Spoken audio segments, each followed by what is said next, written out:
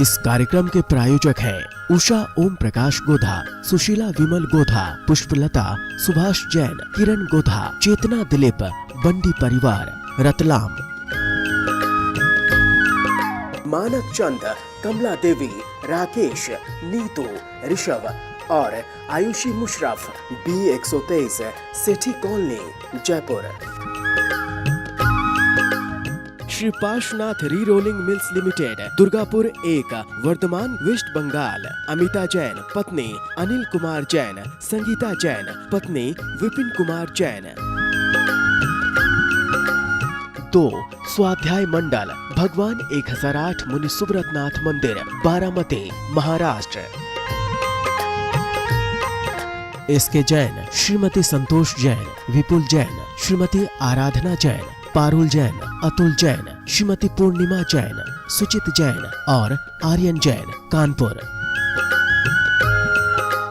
संपतलाल, मैना देवी कासलीवाल, सागरमल, नागरमल, संदीप कुमार, हीरा देवी, आशा देवी, सुखी संसार, गोलाबरी, हावड़ा।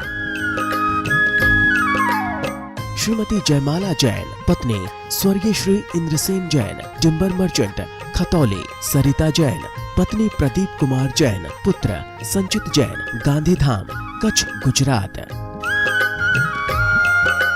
महिला मंडल, श्री 1008 पारसनाथ दिगंबर जैन मंदिर, 344/4, गोविंदपुरी, कालकाजी, नई दिल्ली। अशोक जैन, प्रेम जैन, अंकित जैन, पूर्णिमा जैन, मयूर विहार, फेज 3, दिल्ली।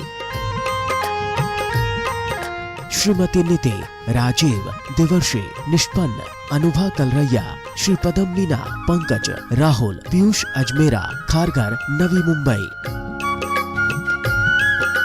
सोसर देवी, स्वर्गीय देवीलाल जी, विमला बेन, किशन लाल जैन, सोनल भावेश जैन, अर्चना विकास जैन, नियति, जैनी, कशिश, हैंसी, मोक्ष जैन, अहमदाबाद।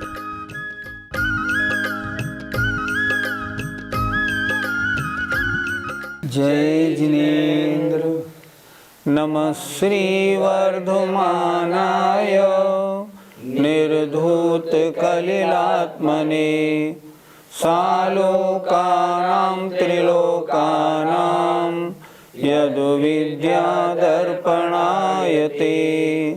पंच परमेष्ठी भगवान की जय।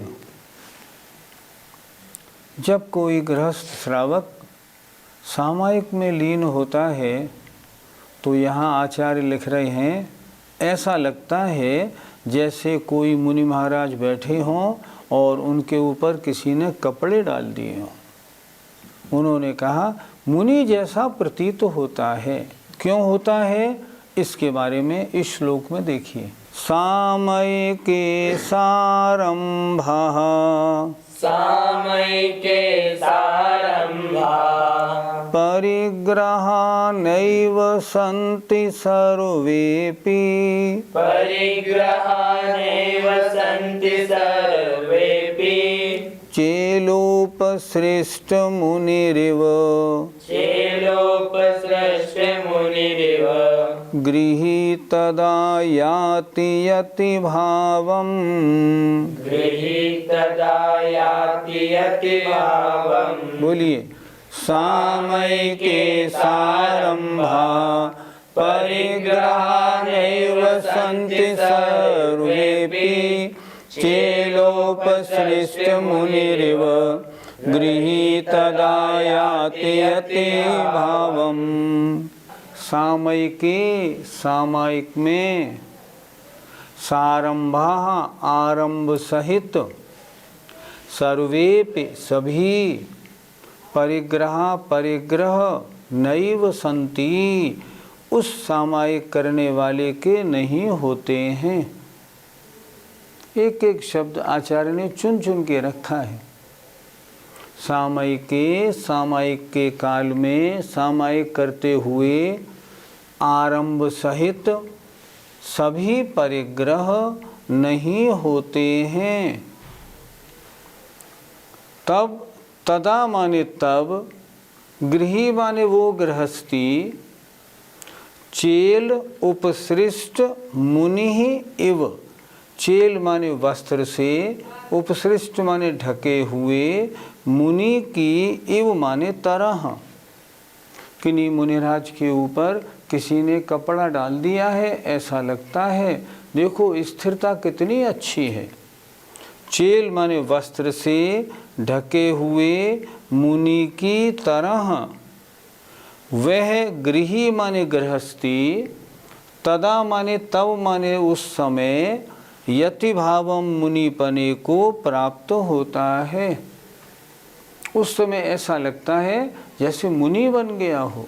पंडित जी, सामायिक के समय पे गृहस्थ के आरंभ कैसे नहीं होंगे? देखो, गृहस्थ के आरंभ व्यापार, नौकरी पुरुषों के लिए, महिलाओं के लिए खाना बनाना, कपड़े धोना, झाड़ू लगाना, आटा पीसना, सब्जी बनाना, घर गृहस्थी के कार्य करना आदि। अब जिस समय कोई महिला या पुरुष व्रती है और सामायिक कर रहा है, तो क्या उसके ये कोई भी आरंभ है? व्यापार है? नहीं है। नौकरी है? नहीं है।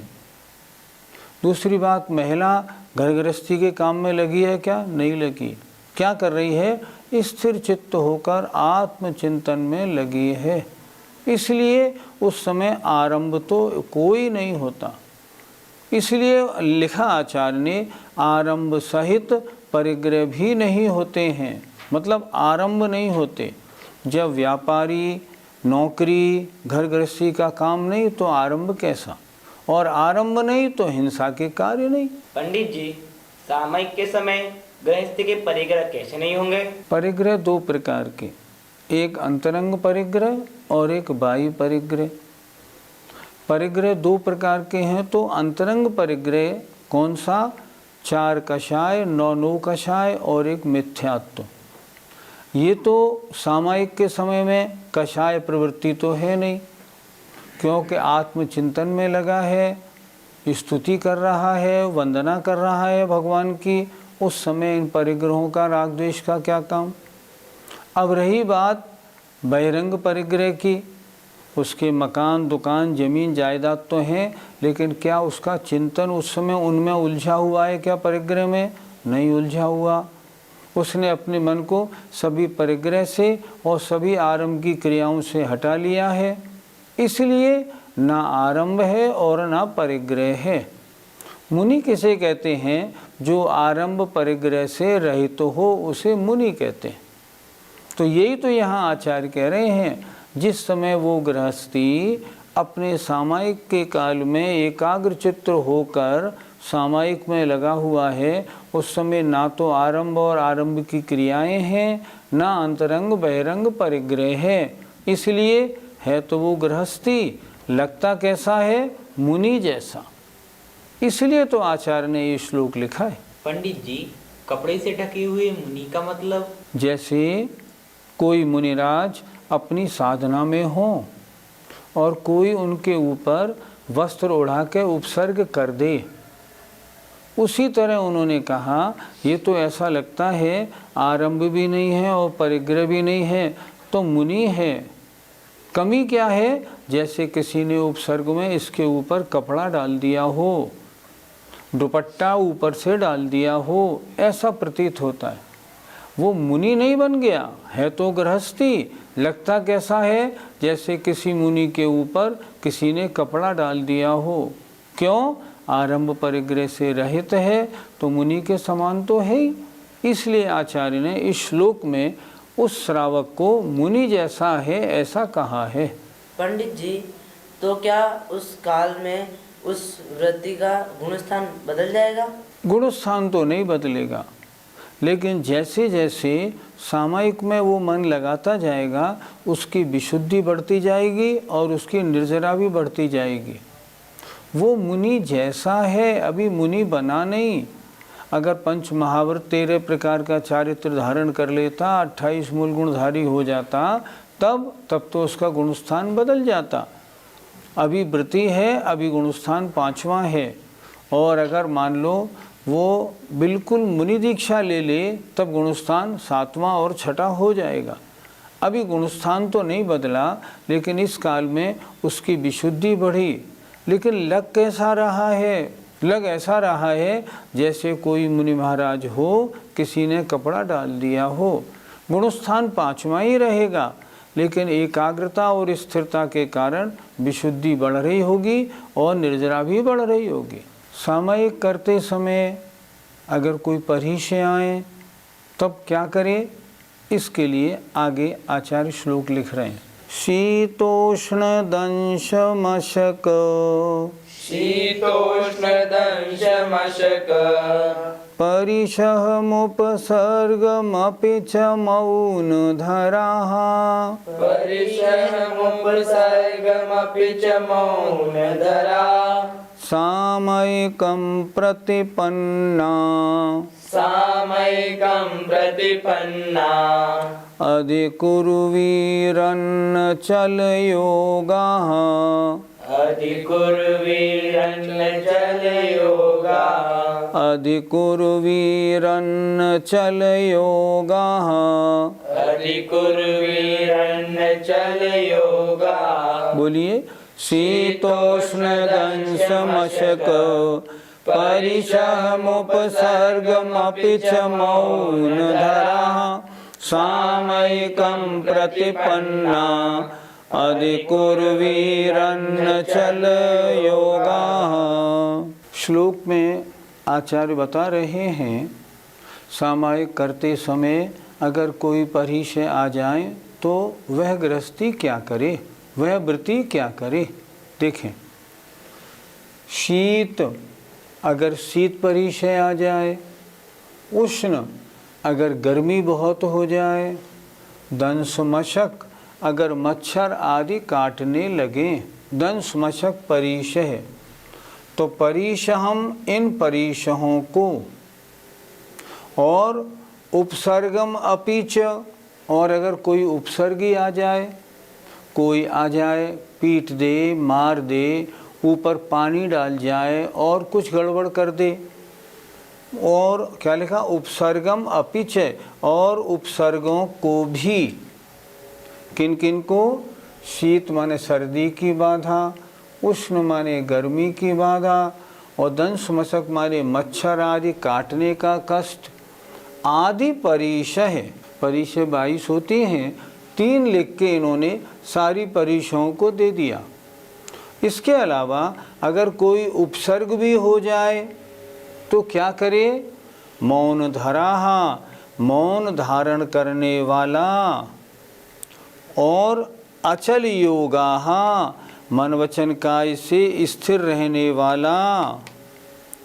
क्या करे? सामायिक प्रतिपन्ना, सामायिक को धारण करने वाला वह पुरुष, अधिकुर्वी अर्थात उन परीक्षाओं को सहन करे, मौन पूर्वक सहन करे, हल्ला मचा के रोके नहीं, और अचल योगा हाथ पैर फैला के और किसी तरह से भी नहीं, अपने योग माने मन वचन काय को स्थिर रखते हुए और मौन पूर्वक क्या करे? जो सामायिक को धारण किए हुए है, सामायिक करने में लगा हुआ है, वह अधिकुर्वी इन परीक्षाओं को सहन करे। पंडित जी, जब सब कुछ देखभाल कर बैठे हों तब परिश्रय कैसे आएंगे? परिश्रय आने में क्या लगता है? परिश्रय तो चाहे जब आ जाती है। एक बार का उदाहरण, आकाश बिल्कुल साफ था, आचार्य श्री को सामायिक करनी थी, आहार से आए और बाहर सामायिक करने के लिए तख्त पे बैठ गए। आधा घंटा ही निकला होगा, अचानक बादल आए और जोर की बारिश शुरू हो गई। अब ये परिश्रय कहाँ से आ गई? आप देखभाल के बैठे हैं, शाम को सूर्यास्त के समय, नई जगह है, यहाँ तो मच्छर दिखाई नहीं पड़ रहे, आप बैठे, आपको सामायिक करनी है 1.5-2 घंटे, और मच्छरों ने आपके बैठने के बाद ही अगर भुनभुनाना शुरू कर दिया तब क्या होगा? कभी भी आ सकती है। कहीं सामायिक करने बैठे हैं और ऊपर से कोई छिपकली या कोई जानवर गिर पड़े तब क्या होगा? परिश्रय आने में थोड़ी कुछ समय लगता है। सब कुछ देखभाल के बैठना ये हमारा कर्तव्य है। लेकिन ये मजबूती यहाँ दिला रहे हैं, सब कुछ देखभाल के एकांत स्थान में जहाँ किसी तरह की कोई आपत्ति, डिस्टरबेंस, कोई विपत्ति ना हो बैठे। और बैठने के बाद भी अगर कोई चीज़, अगर कोई दिक्कत आ जाए तो फिर बहुत मौन पूर्वक, स्थिरता पूर्वक उसको सहन करे। सामायिक करने बैठा है और कोई कुत्ता ही आ जाए, कुत्ता ऊधम करने लगे, कोई बंदर ही आ जाए, फिर क्या करेंगे? परिसे तो कभी भी आ सकती हैं। इसलिए इतना मजबूत वो वृत्ति होना चाहिए, सब कुछ देखभाल के व्यवस्था से बैठा है, फिर भी अगर कोई परिसे आ जाती हैं तो मौन पूर्वक, शांति पूर्वक, समता पूर्वक उन परिसयों को सहन करे। पंडित जी, यदि परिचय आ जाए तो वृत्ति को क्या चिंतन करना चाहिए? अगर मान लो वृत्ति के ऊपर कोई परिचय आ गई और परिचय में अगर उन्होंने मौन तोड़ दिया या खड़े हो गए या हट गए वहाँ से, स्थान से अपनी सामायिक छोड़ दी, तो क्या होगा? सामायिक में दोष लगेगा, पाप बंद होगा। वृत्ति क्या सोचता है? मैं इस समय इन परिचयों या उपसर्ग के आने पर भी अगर स्थिरता पूर्वक इसको सहन करूँगा, मन को और ज़्यादा लगाऊंगा, तो मेरी निर्जरा बढ़ेगी या घटेगी? बढ़ेगी। मैं निर्जरा के लिए बैठा हूँ, परिसे आ रही है, आने दो। परिसे जितनी ज़्यादा आती जाएंगी मैं उतना ही ज़्यादा मन लगाने की कोशिश करके बैठा रहूँगा। शरीर, बारिश हो रही है, कष्ट मिल रहा है शरीर को, मेरी आत्मा को तो कोई कष्ट नहीं। इन कष्टों के सहने में ही तो निर्जरा विशेष होती है। भगवान पार्श्वनाथ के जीवन चरित्र में लिखा है कि भगवान पार्श्वनाथ के ऊपर कमठ ने 7 दिन तक उपसर्ग किया, लेकिन भगवान वहाँ से हिले नहीं, वैसे ही बैठे रहे और एकाग्र चित्त हो गए। पार्श्वनाथ पुराण में लिखा है, उस 7 दिन के उपरांत जब धरेण पद्मावती आए और उपसर्ग से उनको बचाया, कमठ का जीव वहाँ से गया, भगवान को केवल ज्ञान हो गया। वहाँ एक लाइन और भी लिखी है, यदि भगवान पार्श्वनाथ पर इस समय ये उपसर्ग नहीं हुआ होता तो भगवान को केवल ज्ञान नहीं हुआ होता। अरे ऐसा क्यों? ऐसा इसलिए कि यदि उपसर्ग नहीं हुआ होता तो वो मन की एकाग्रता में और ज़्यादा अपने को नहीं लगाते।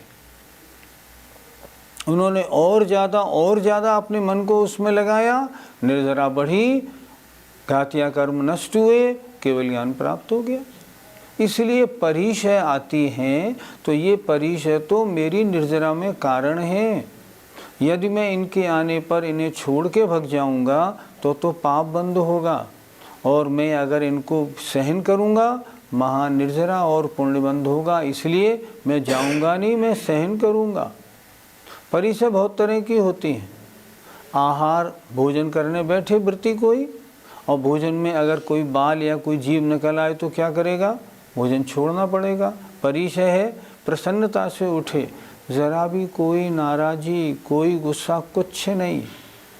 उस दिन तो सोचे आज इतना आहार मिला, काफ़ी है, क्या फ़र्क पड़ता है, मैं तो 1 दिन 2 दिन 4 दिन के उपवास का अभ्यासी हूँ, इससे कोई अंतर नहीं पड़ता, चलो ठीक है। ऐसा करेगा तो ठीक, अगर गुस्सा करेगा तो कषाय का बंद होगा। इसलिए वृत्ति बहुत सावधानी से उनको मौन पूर्वक सहन करे। और एक अगली बात, श्रावक अभी उसने प्रतिमाएं ली हैं, व्रती बना है, ये आगे क्या बनना चाहता है? आगे मुनि बनना चाहता है। तभी तो अभी श्रावक घर गृहस्थी छोड़ के और व्रती में आया है, सब आरंभ परिग्रह छोड़ रहा है, अब मुनि बनना चाहता है। तो मुनि बनने में जो परिचय आती हैं उनका अभ्यास अगर अभी से कर लेगा ना तो मुनि अवस्था में भी डगमगाएगा नहीं, और अभी अभ्यास नहीं करेगा तो मुनि बनने के बाद डगमगा जाएगा। अगर भूख सहने का, प्यास सहने का अभ्यास अभी नहीं होगा, अब अंतराय हो गया, गर्मी के दिन थे, खाना तो खाया, पानी नहीं पिया, अब क्या होगा? अब प्यास लगेगी, प्यास लगेगी तो क्या होगा? तकलीफ़ होगी, सहन करो। अब तुम तो आगे मुनि बनने वाले हो, तो मुनि बनने में फिर क्या करोगे? जब अंतराय हो जाएगा तो सहन करनी पड़ेगी कि नहीं? करनी पड़ेगी। अभी से अभ्यास क्यों नहीं डालते? ये सोच के वह श्रावक अभी से अभ्यास डालता है। व्रती के ऊपर उपसर्ग किस प्रकार के आ सकते हैं? श्रावक के ऊपर भी जो मुनियों के लिए 22 परिचय बताई हैं, उनमें से कोई भी परिचय कभी भी आ सकती है जो उनके उस समय के अनुसार हो। जैसे सर्दी गर्मी की बात बन सकती है। जहाँ सर्दी का मौसम था, धूप में सामायिक करने बैठे, अचानक धूप चली गई और बारिश होने लगी तो सर्दी की बाधा हो जाएगी। पहले शास्त्रों में उदाहरण मिलता है, जय कुमार कहीं सामायिक करने बैठे तो जो एक स्त्री उनके ऊपर बहुत आसक्त थी, वो आके उनको तरह तरह से रिझाने लगी और उनको डिगाने की कोशिश करने लगी। ऐसे समयों में व्रती श्रावक क्या करता है? और ज़्यादा अपने मन को अपनी सामायिक में लगाता है। बहुत तरह की परिचय होती हैं। कहीं ध्यान लगाने बैठे और कोई आके हटाने की कोशिश करे, सामायिक में बैठे हैं नहीं हटे, और अगर मान लो वो डंडे से पिटाई कर दे तब क्या करे? अगर वो पिटाई करे तो उसको सहन परिणाम से बड़े सरलता से सहन करे। ऐसा करने से क्या होता है? ऐसा करने से निर्जरा होती है। गणेश प्रसाद जी वर्णी ने अपने सामायिक का एक प्रसंग वर्णी जीवन गाथा में लिखा। उन्होंने लिखा, हम एक स्थान पर गए और वहाँ सामायिक करने बैठे। जहाँ हम ठहरे थे ठीक उसके बराबर ही एक अन्य मत वालों का मंदिर था। उसका पुजारी रोज क्या देखता था? उसका पुजारी देखता था कि ये 40-45 वर्ष का आदमी यहाँ आके देखो रहने लगा है वर्णी जी के लिए, और देखो सुबह से शाम तक कुछ नहीं करता, मटर गश्ती करता है, तमाम लोग इसकी सेवा करते हैं, बढ़िया से बढ़िया खाने को मिलता है, ये इसका ये काम कैसा? तो जब दोपहर को वर्णी जी आहार लेके आए और वहाँ आके सामायिक करने लगे, तो वो आया और उसने वर्णी जी को बहुत उल्टा सीधा सुनाया, तरह तरह की गालियाँ दी और बोला, युवा हो, फोकट की रोटियां तोड़ते हो, नौकरी क्यों नहीं करते? देखो मैं नौकरी करता हूँ कि नहीं पुजारी की, गुजारा करता हूँ, तुम पे तो लानत है। बहुत सुनाने लगा, लेकिन वर्णी जी रंच मात्र भी सामायिक से नहीं हिले, शांतिपूर्वक सब सुनते रहे और सामायिक में लगे रहे। अब करना क्या? अब जब सामायिक पूरी हुई और उठे तो सबसे पहले उन्होंने ये कहा, भैया तुम्हें आए यहाँ आधा पौन घंटा हो गया, देखो ये कुर्सी लो, इस कुर्सी पे बैठ जाओ। दूसरी बात, अभी रुको, मैं एक कागज़ कलम मंगा लेता हूँ और जितनी मेरी कमियाँ हैं ना, मुझे एक एक बताते जाओ, मैं सब इसमें लिख लूँगा। तुम भैया बहुत देर से बोल रहे हो, रुको ज़रा मैं लाता हूँ। कागज़ कलम लेने गए, लेके आए, बोले अब मुझे बताओ मुझ में क्या क्या कमियाँ हैं, तुम क्या क्या कह रहे थे। इतना सुनना था कि वो जो था उपसर्ग करने वाला अन्य मत वाला बेचारा ठंडा पड़ गया।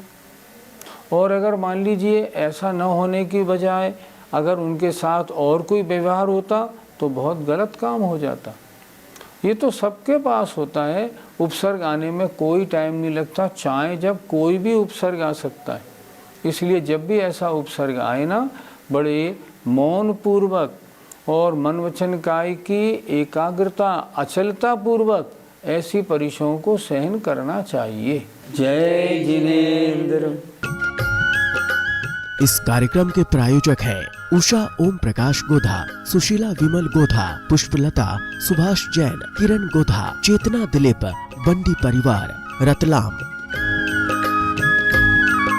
मानव चंद, कमला देवी, राकेश, नीतू, ऋषभ और Ayushi Musharraf, B123, Sethi colony, Jaipur. Shri Parshwanath re rolling mills limited, Durgapur 1, Bardhaman, West Bengal. Amita Jain पत्नी अनिल कुमार जैन, संगीता जैन पत्नी विपिन कुमार जैन। 2 स्वाध्याय मंडल, भगवान 1008 मुनि सुब्रतनाथ मंदिर, बारामती, महाराष्ट्र। एसके जैन, श्रीमती संतोष जैन, विपुल जैन, श्रीमती आराधना जैन, पारुल जैन, अतुल जैन, श्रीमती पूर्णिमा जैन, सुचित जैन और आर्यन जैन, कानपुर। संपतलाल, मैना देवी कासलीवाल, सागरमल, नागरमल, संदीप कुमार, हीरा देवी, आशा देवी, सुखी संसार गोलाबरी, हावड़ा। श्रीमती जयमाला जैन, पत्नी स्वर्गीय श्री इंद्रसेन जैन, टिम्बर मर्चेंट, खतौली। सरिता जैन, पत्नी प्रदीप कुमार जैन, पुत्र संचित जैन, गांधीधाम, कच्छ, गुजरात। महिला मंडल श्री 1008 पारसनाथ दिगंबर जैन मंदिर 344/4 गोविंदपुरे, कालका जी, नई दिल्ली। अशोक जैन, प्रेम जैन, अंकित जैन, पूर्णिमा जैन, मयूर विहार, फेज 3, दिल्ली। श्रीमती नीति, राजीव, देवर्षि, निष्पन्न, अनुभा कलरैया, श्री पदम मीना, पंकज, राहुल, पीयूष अजमेरा, खारघर, नवी मुंबई। सोसर देवी, स्वर्गीय देवीलाल जी, विमला बेन, किशन लाल जैन, सोनल भावेश जैन, अर्चना विकास जैन, नियति, जैनी, कशिश, हैंसी, मोक्ष जैन, अहमदाबाद।